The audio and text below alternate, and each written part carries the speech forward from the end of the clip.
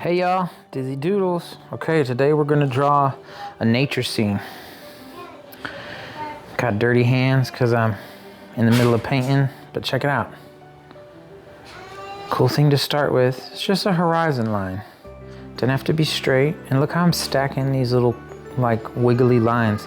That's gonna give us perspective. So now we're drawing like hills, and there's like more hills in the distance. See how easy that is?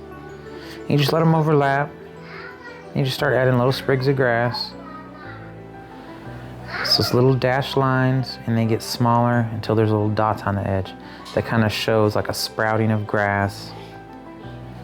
And just do them wherever you feel. See how I brought that line up there just to show more hills in the distance? So as you get closer to the viewer, you do them a little larger. That's gonna help with that perspective.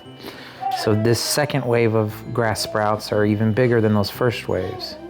And then when I go into the distance, I make them even smaller.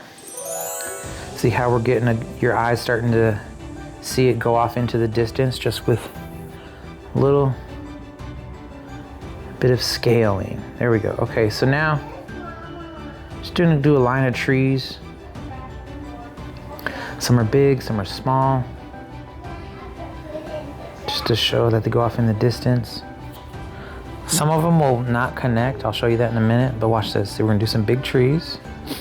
Just kind of letting my hand wiggle to do that like inconsistent variegation there.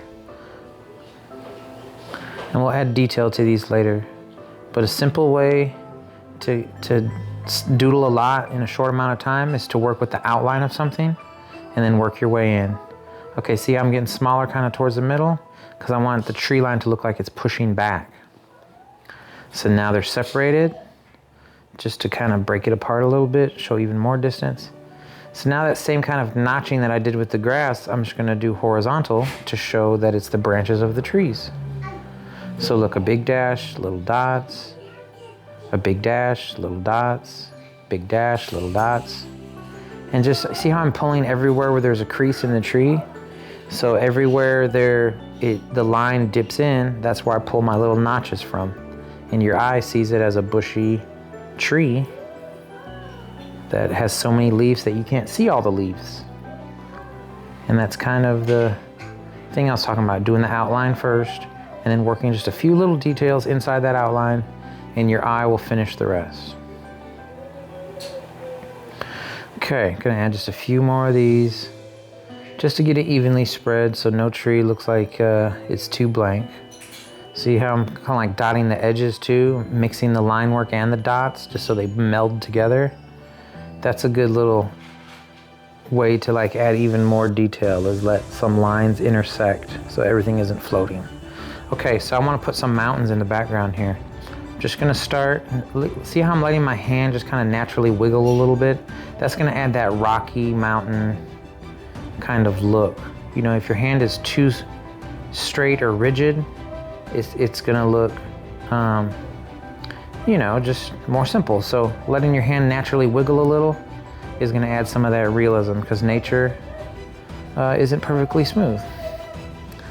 So I'm adding little snow-capped mountains to these, putting little floater dashes to finish the peaks of the mountains. See how like I use those dotted lines to accentuate the different peaks of the mountain.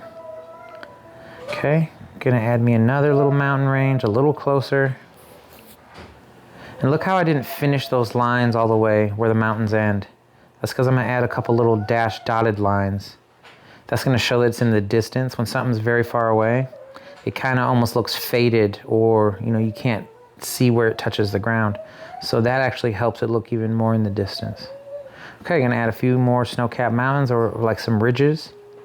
See how I'm like choosing to go down one side of the triangle?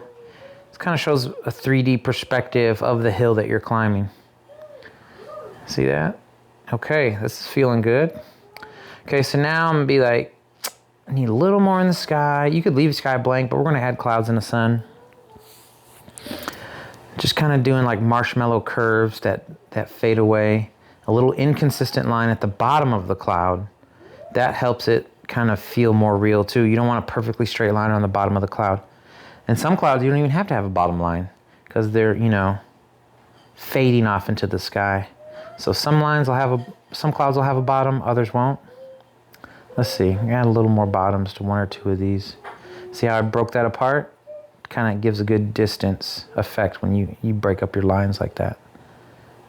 Okay, got a good offset of clouds.